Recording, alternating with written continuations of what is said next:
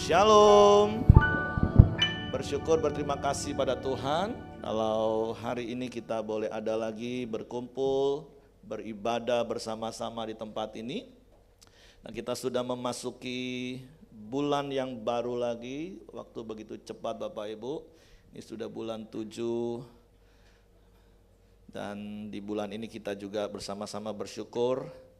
Untuk minggu depan kita boleh sama-sama merayakan ulang tahun Pelita yang ke-20 tahun, gak terasa penyertaan Tuhan ajaib.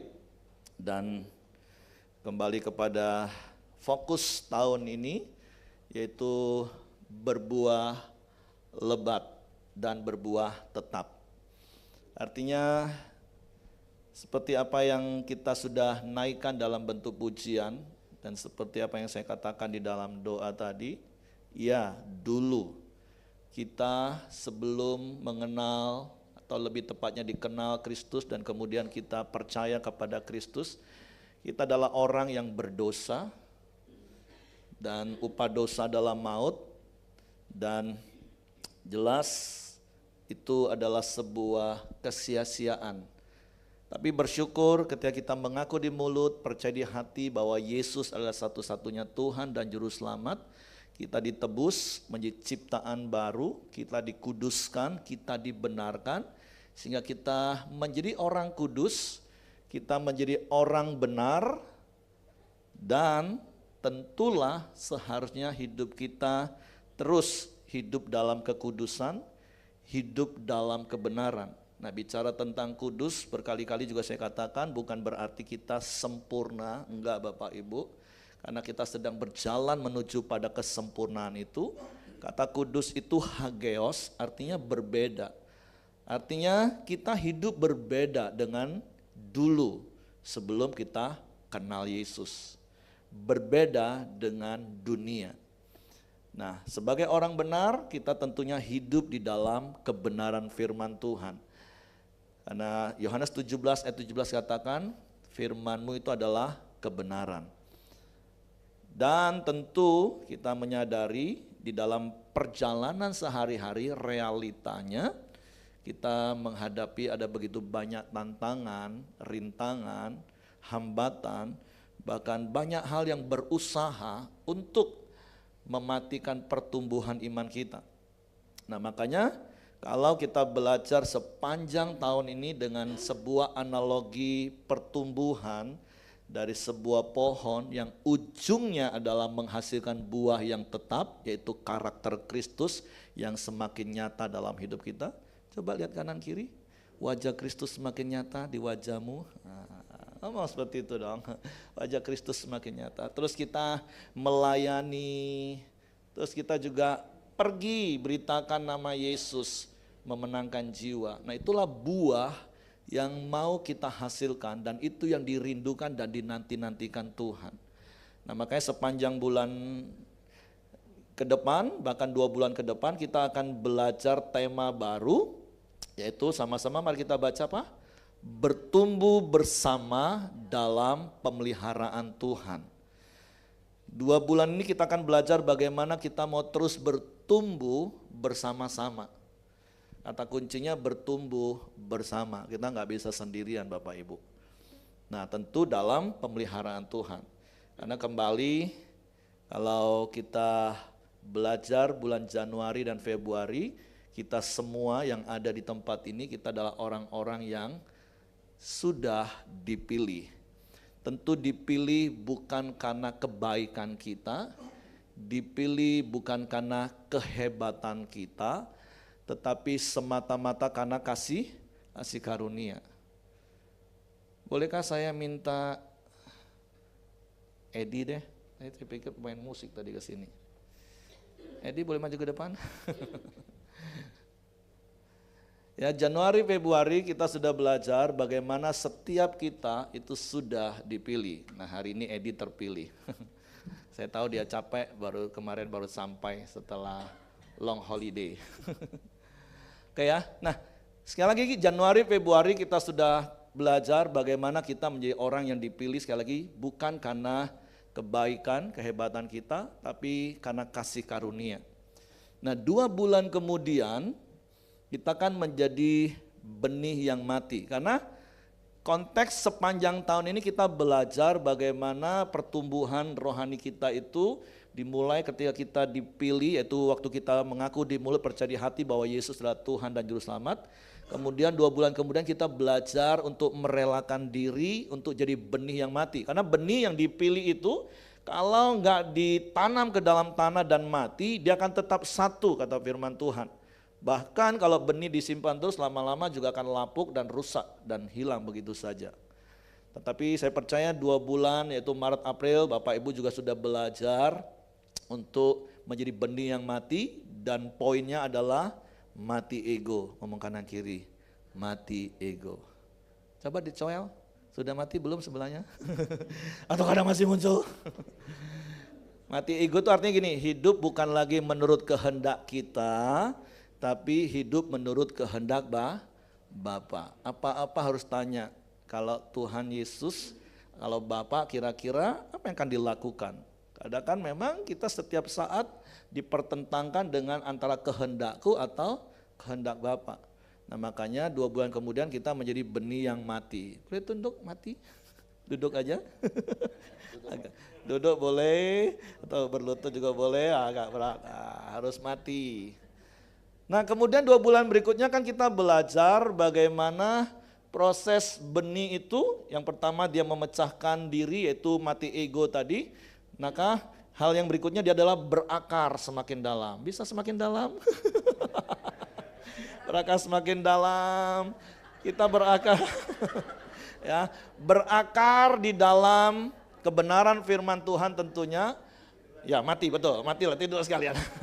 Berakar di dalam firman, berakar di dalam kasih. Dan saya percaya Bapak Ibu sudah semakin dalam berakar di dalam kebenaran dan kasih itu, amin. Coba lihat kanan kiri lagi, kasihnya udah nyata enggak ya? Apa-apa dilakukan karena kasih, tapi kan enggak selamanya benih itu tertanam, pengap, gelap, lembab, susah. Ada waktunya ketika benih itu mulai bertumbuh. Iya, dia sengaja mumpung kesempatan baring tidur ya, masih ngantuk. Oke, dia bertumbuh dan bertumbuh. Tapi ingat, berbicara tentang berakar, berakar itu proses apa? Seumur hidup. Jadi walaupun pohon itu sudah mulai tumbuh ke atas, maka proses berakar itu akan harus terus berjalan Bapak Ibu. Itu proses seumur hidup, makanya 4M, mengenal kasih Kristus melalui peristiwa hari-hari yang kita hadapi itu proses seumur hidup. Jadi ngomong kanan kiri, 4M itu seumur hidup. Ya, 4M itu seumur hidup. Terus ngalami peristiwa demi peristiwa, kejadian demi kejadian yang kadang rasanya gak enak bagi daging, ngomong kanan kiri, itu juga proses seumur hidup. Seperti yang Pak Ahyong pernah ngomong, rasanya pengenlah kalau udah usia segini nih mapan, gak ada lagi masalah. Oh siapa bilang Bapak Ibu, sampai kita ada di peti mati, gak ada yang namanya shuttle, mapan, nyaman, gak ada. Karena akan ada selalu banyak hal. Nah makanya hari ini 2 bulan ini kita belajar bertumbuh bersama dalam pemeliharaan Tuhan.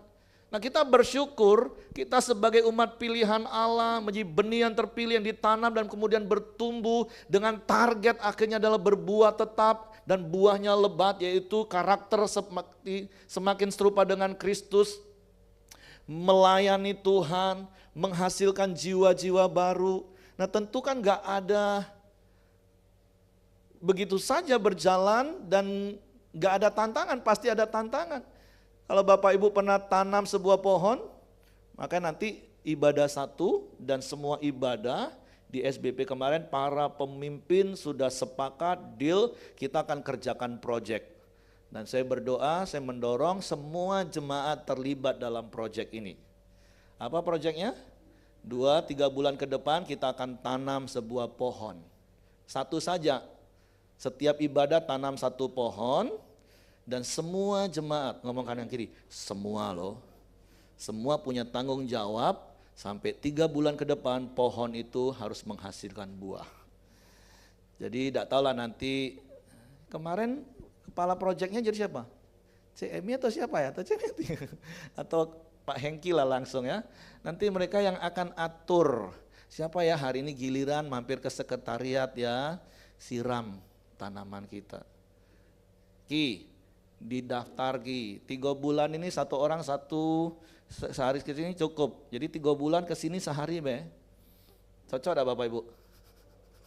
Kok lemes cocok? Atau lapor pagi-pagi, kok Hengki aku ada jadwal kayaknya hari ini lewat arah sekretariat, boleh gak aku mampir ke sekretariat, aku doain pohon ibadah 1 itu aku siram, kalau yang punya pupuk aku kasih pupuk, tapi jangan tiap hari juga dikasih pupuk masing-masing, overdosis nanti. Nah itu proyeknya itu Bapak Ibu, proyek ya. Nah tentu nanti ketika bertumbuh ada saja hama, ada serangan. Nah tapi kita bersyukur. Kalau kita baca dulu sebelum saya lanjutkan ilustrasi, masih tahan berdiri di? Mari baca sama-sama dulu di dalam Efesus pasal 4 ayat 11. Oke. Dan ialah, maksudnya dan Tuhanlah yang memberikan baik rasul-rasul maupun nabi-nabi, baik pemberita-pemberita Injil maupun gembala-gembala dan pengajar-pengajar. Nah kalau Bapak Ibu baca secara keseluruhan ayat ini memang secara kontekstual ini tidak bicara tentang sebuah pohon. Tapi ini bicara tentang sebuah pertumbuhan jemaat. Yang sekali lagi sepanjang tahun ini kita memakai analogi pertumbuhan sebuah pohon. Nah tentu yang saya katakan tadi ketika pohon ini sudah bertumbuh pasti akan ada serangan hama yaitu dalam bentuk dosa. Boleh Willy maju ke depan Will?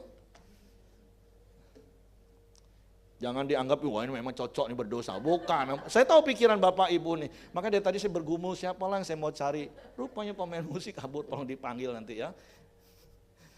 Nah walaupun kecil kan dosa itu kadang bisa menyelusup tanpa sadar, gangguin. Ya dosa. Yang membuat pertumbuhan seperti kelihatan bertumbuh Bapak Ibu, tapi nggak maksimal. Beberapa waktu yang lalu pohon di rumah saya itu tiba-tiba daunnya banyak putih-putihnya. Sudah coba disemprot pakai air juga nggak hilang-hilang. Wah, belum lagi semut kemana-mana. Wah, saya nggak tahan ini, jangan ditiru nih ya.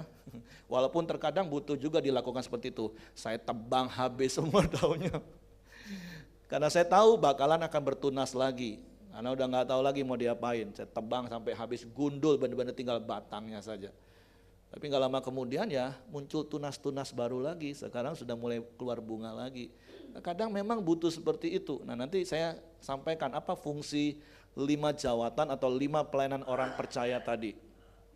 Yang berikutnya bisa hama itu bisa dalam bentuk masalah. Siapa kira-kira yang suka buat masalah? Oh Ko Johan katanya. Request lo ya, bukan saya lo ya. Memang suka buat masalah di Komsel ya. Bikin heboh maksudnya bukan masalah. PKS dibully terus. Ya, belum lagi Bapak Ibu, hari-hari ini firman Tuhan. Istriku tolong bantu. Ada angin-angin pengajaran. Baik itu angin sepoi-sepoi, bahkan angin badai yang bisa membuat, bisa dahan, bisa patah dan banyak hal. Harusnya kembang sarinya kalau kena kupu-kupu atau kumbang atau lebah berbuah tapi kena angin sudah terbang habis-habisan. Jadi enggak berhasil dengan maksimal. Siapa cocoknya kira-kira yang tukang ngajar? Oh Pak Santo. Santo maksudnya. Kalau Pak Santo bukan Pak Santo yang Tionghoa maksudnya. Wah ini kan tampang-tampang guru kan tukang ngajar kan. Tapi ini bukan ngajar yang benar ini. Ini maksudnya yang ini ya, bukan santonya ya Bapak Ibu jangan salah. Nah tentu masih ada banyak hal. Coba digodain gimana supaya pohon kalau goyang terus bahaya. Bertumbuh sih kelihatan bertumbuh, subur kelihatannya besar kan. Tapi begitu baru mau berbuah rontok. Nah makanya kita bersyukur, sekali lagi kita bersyukur Tuhan sang pemilik hidup kita yang sudah memilih kita dan kita mau bekerja bersama, kita jadi benih yang mati, kita berakar, itu bagian kita dan itu seumur hidup. Tapi Tuhan memelihara hidup kita. Makanya 2 bulan ini temanya adalah bertumbuh bersama dalam pemeliharaan Tuhan. Dan Tuhan pelihara kita dengan 5 pelayanan orang percaya. Kalau Efesus pasal 4 ayat 1 katakan, yang pertama adalah rasul. Oke.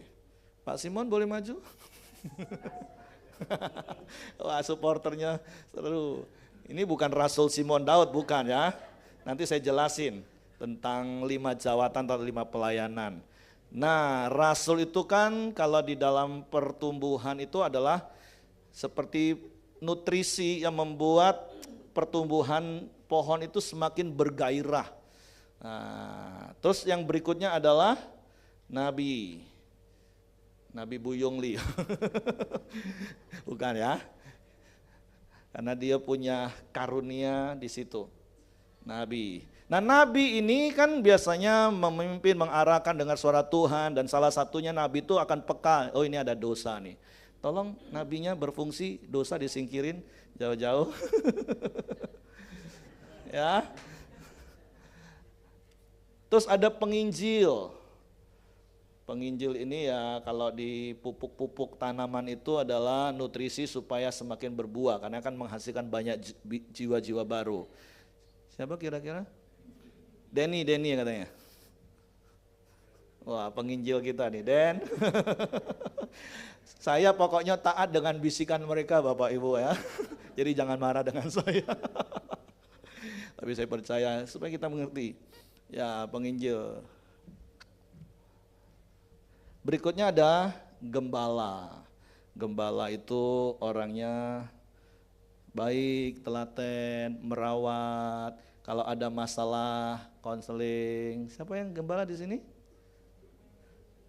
Siapa? Tris Joni. Oh ya, kok Alek ya. Itu gembala yang baik itu. Emang diam nian.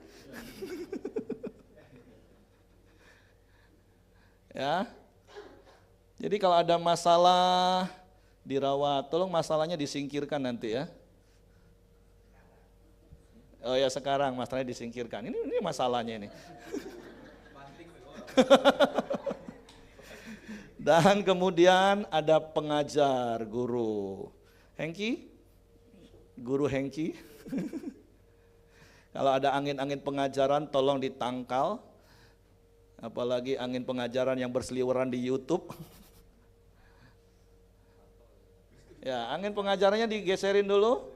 Nah, terus yang 5 orang tadi, 5 pelayanan orang percaya, coba lindungin pohon ini. Jadi setiap kali ada serangan, masing-masing berfungsi. Kalau ada dosa lagi, langsung diusir dosanya. Ya, masalah gembala tolong urusin, beresin. Nah, seperti inilah akan membuat pohon ini akan bertumbuh subur, bahkan sampai berbuah lebat. Dan ini juga sebuah proses terus menerus Bapak Ibu, amin. Oke, terima kasih, beri tepuk tangan. Jadi bisa paham Bapak Ibu ya, melalui simulasi pagi hari ini, setiap kita yang saya katakan tadi, kita ini sudah dipilih. Dan saya percaya masing-masing Bapak Ibu sudah melewati proses mati ego, hidup gak lagi mengikuti keinginan sendiri, tapi mengikuti kehendak Tuhan. Kemudian yang membuat kita bertahan sampai hari ini untuk terus gak ngikutin kehendak kita, karena kita semakin hari semakin mengenal Tuhan secara pribadi. Lewat kebenaran 4M tadi, Koram Deo. Saya mengundang sekali lagi, kalau Bapak Ibu yang suka bangun pagi, coba lihat wajah-wajah suka bangun pagi enggak nih? Nah, setiap jam 5 pagi ikut sama-sama Koram Deo. Kita sama-sama menyembah Tuhan, kita sama-sama belajar merenungkan firman Tuhan. Dan berakar dalam kasih. Melalui setiap peristiwa kejadian kita alami, kita semakin tahu bahwa Tuhan mengasihi kita. Tuhan gak tinggalin kita. Sehingga tadi pujian kita tadi katakan apa? Walaupun tubuhku diremukkan, walau jiwaku terkoyakkan. Terus apa? Ngomong kanan kiri, kamu yang nyanyi loh ya, kamu yang ngomong loh ya. Pujianmu gak akan terhenti, ucapan syukurmu gak akan terhenti. Walaupun jiwamu sedang terkoyak karena omongan suamimu, karena omongan istrimu, karena omongan tetanggamu. rasanya. Tapi Tuhan, bukan kehendakku yang jadi, kehendakmu yang jadi. Amin. Berakar terus Bapak Ibu. Dan ketika bertumbuh bukan berarti terus lenggang kangkung, enak-enak, enggak. Ada dosa yang terus mengincar kita, ada masalah-masalah dalam berbagai aspek hidup kita. Belum lagi dapat pengajaran-pengajaran sesat hari-hari terakhir ini. Tapi saya bersyukur sekali lagi, 2 bulan ini kita akan belajar dan mempraktekannya seumur hidup. Sekali lagi saya akan bacakan, dan ialah yang memberikan baik rasul-rasul maupun nabi-nabi, baik pemberita-pemberita Injil maupun gembala-gembala dan pengajar-pengajar. Nah, jadi paling tidak ada 3 kebenaran yang saya sampaikan. Yang pertama, kita mau bersyukur kepada Tuhan. Kenapa kita bersyukur? Karena Tuhan yang memberikan 5 pelayanan orang percaya yang ada di dalam hidup kita. Sehingga pertumbuhan kita akan maksimal. Sama-sama katakan maksimal.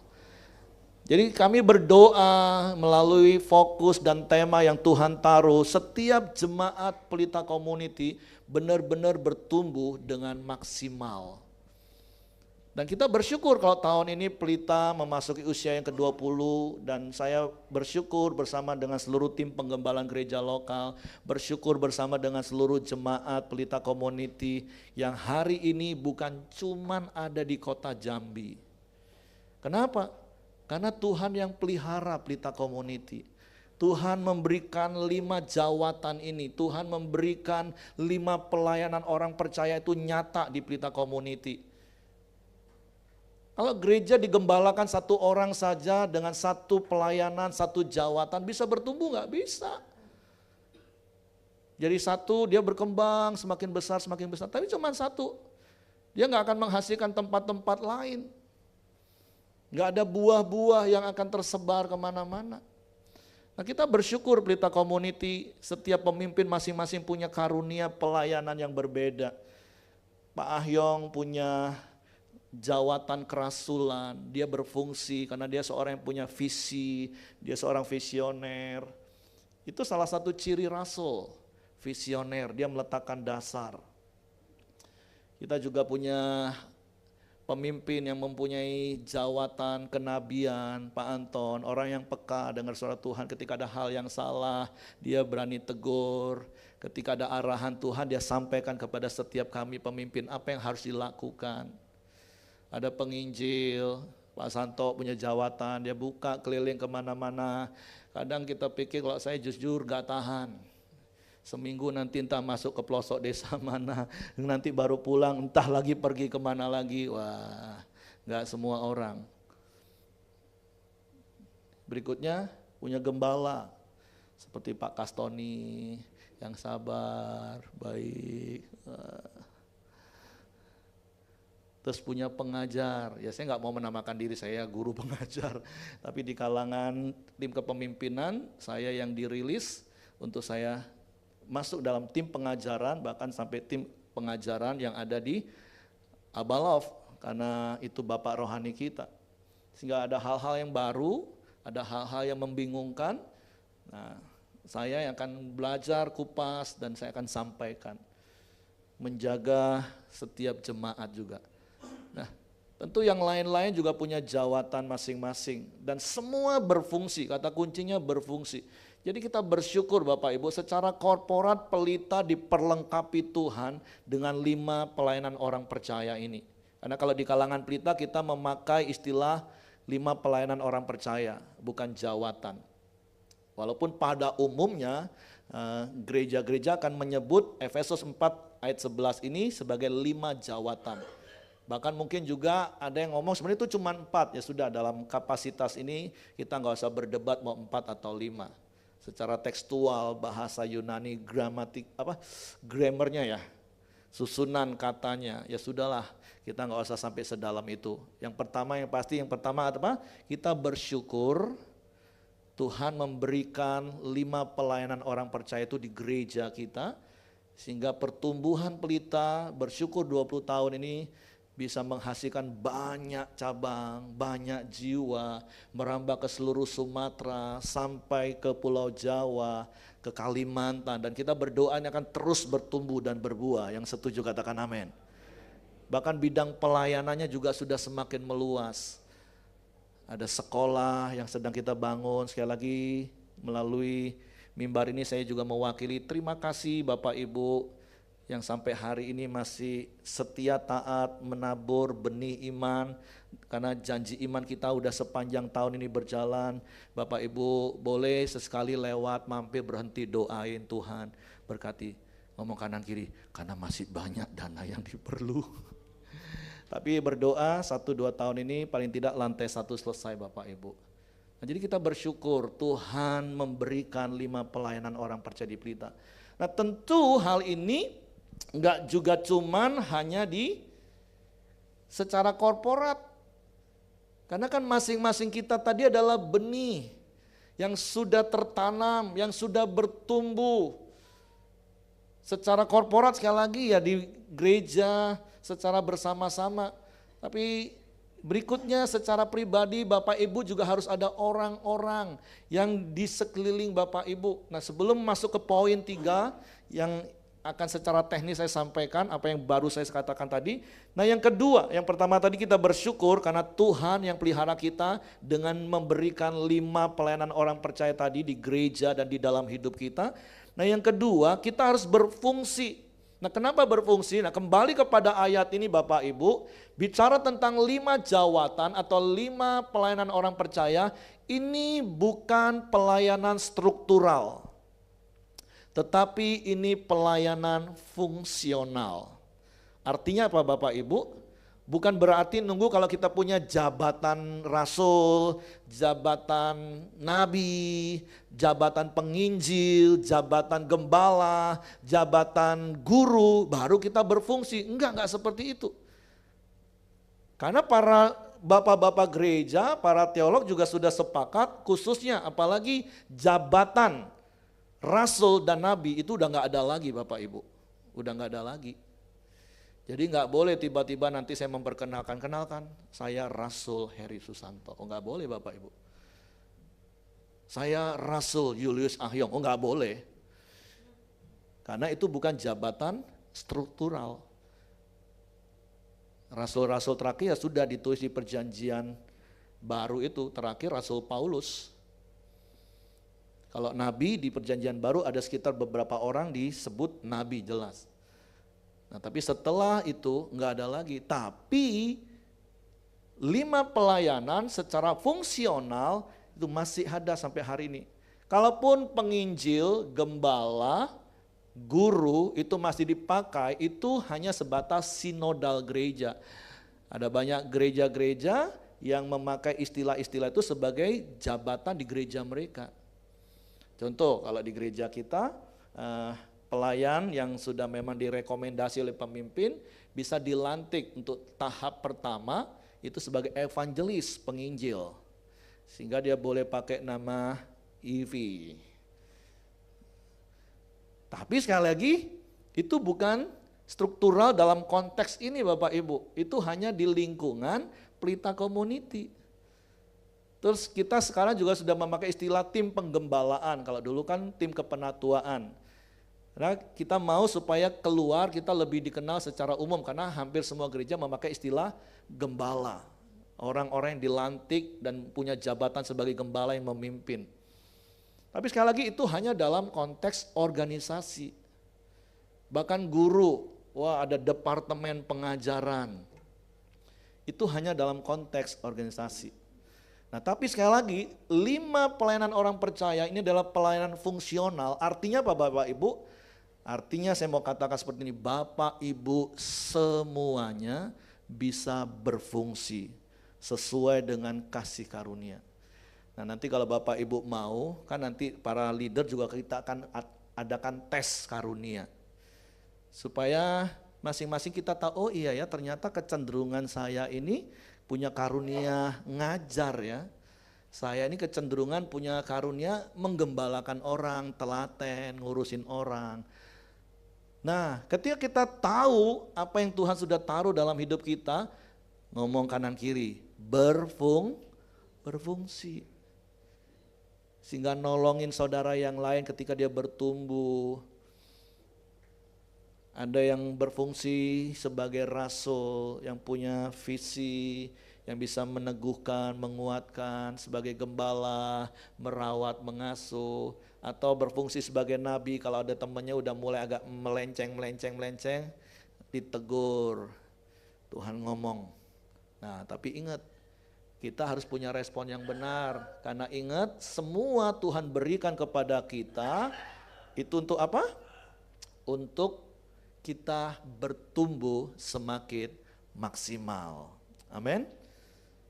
Jadi ngomong kanan kiri, kamu bisa loh berfungsi sebagai rasul, sebagai nabi, sebagai penginjil, sebagai gembala, sebagai guru. Dan mari kita saling melihat, wah ternyata teman aku ini punya karunia ini ya. Nah mungkin selama ini hal ini gak pernah diajarin, makanya ini 2 bulan kita mau kupas habis-habisan. Supaya kita gak cuma jadi datang, duduk, diam, dengar, dongkol, duit, pulang. Puluhan tahun jadi orang Kristen gitu aja terus. Tapi dengan tema 2 bulan ini kami berdoa berharap dibantu oleh para pemimpin ibadah, pemimpin kelompok sel, mendorong setiap jemaat untuk berperan, untuk menolong. Makanya bertumbuhnya bersama. Di satu sisi contoh, saya juga sebagai benih yang tertanam, yang bertumbuh. Dan saya dikelilingi oleh orang-orang yang akan melayani, menolong saya.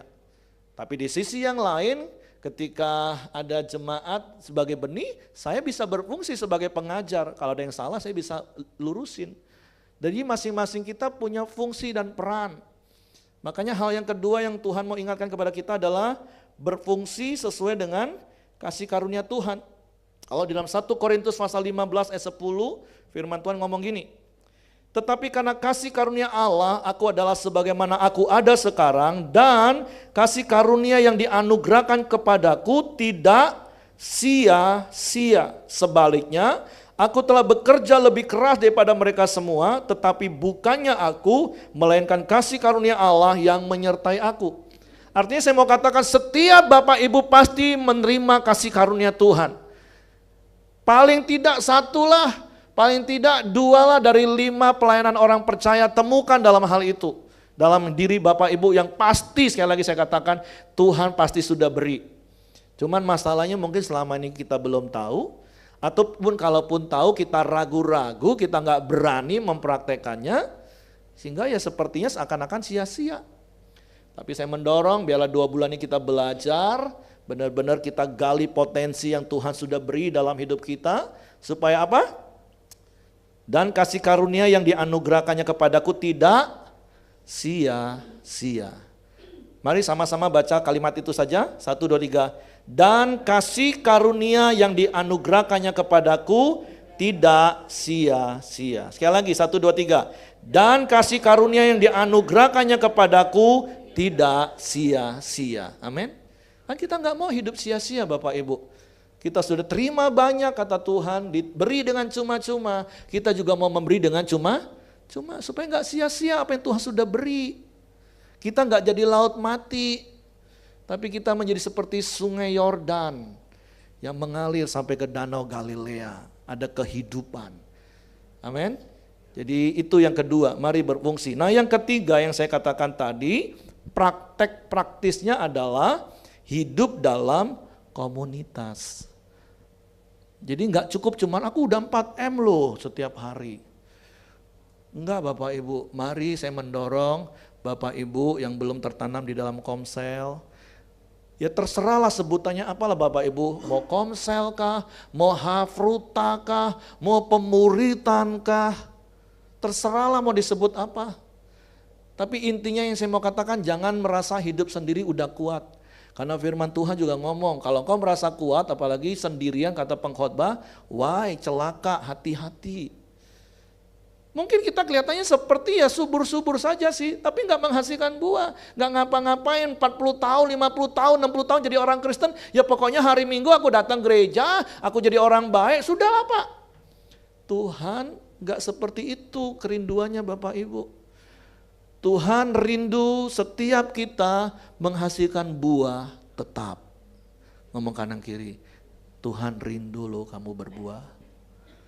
Makanya Tuhan berikan 5 pelayanan orang percaya ini. Cari saja Bapak Ibu, kalau Bapak Ibu tahu, oh kayaknya dia nih tipe-tipe gembala nih, kalau lagi punya masalah aku cari dia lah. Jadi gak usah cari Pak Heri terus, gak apa-apa. Kan Bapak Ibu masing-masing punya kelompok sel. Rasanya kalau punya masalah aku nyaman deh Pak ngomong, cerita, curhat sama keluarga si A. Bagus, karena masing-masing berfungsi. Atau kalau pria sama pria kan kita diajarin ya, kalau wanita ya nggak tahu, saya nggak pernah ikut sesi wanita. Kalau kira-kira kita sadar ada dosa yang sedang mengikat kita, kita datang kepada satu teman kita ngaku, karena Yakobus 5:16 katakan apa?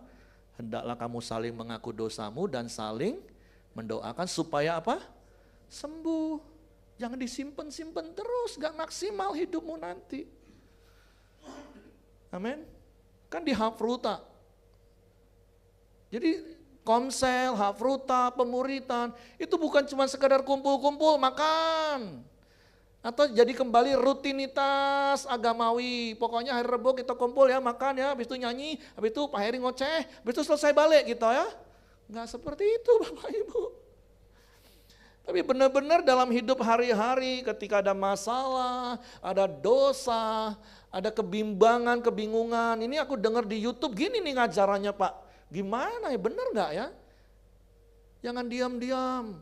Wah, begitu kayak kemarin saya dilaporin salah satu cabang. Pak, tolonglah Pak, kita Zoom meeting lagi ya. Ini kayaknya ada satu teman kita yang sudah mulai agak miring-miring nih, karena dia dengerin satu pengajaran. Nah, harusnya dia ya sudah kira-kira seperti itulah. Butuh saling, karena sekali lagi kata kuncinya bertumbuh bersama.